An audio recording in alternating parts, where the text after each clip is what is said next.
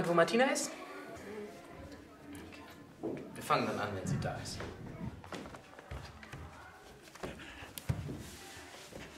Hoi, Martina. Also, wir haben eine neue Mitschülerin. Das ist Chloe van der Biss. Hi.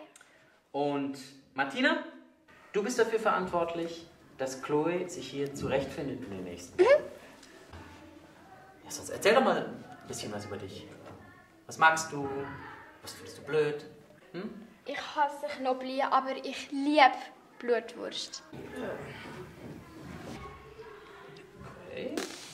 Ich könnte vielleicht irgendjemand die Story ein bisschen runter tun. Es blendet mich mega.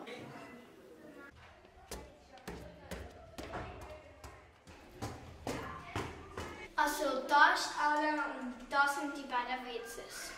Da hinten ist dann einfach das WC und ja.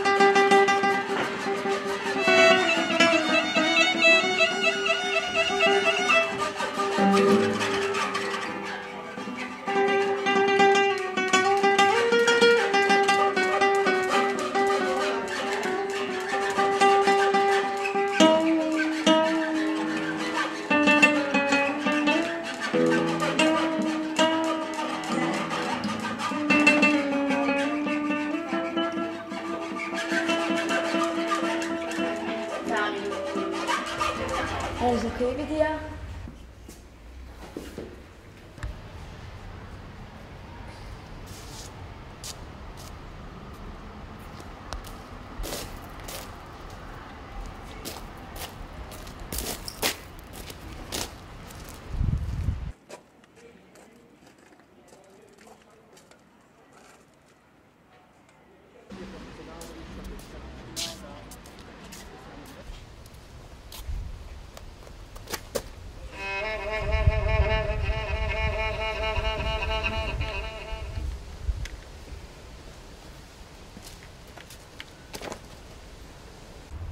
Was hast du im Hals? Blüten deine ekligen Pickel. Wer?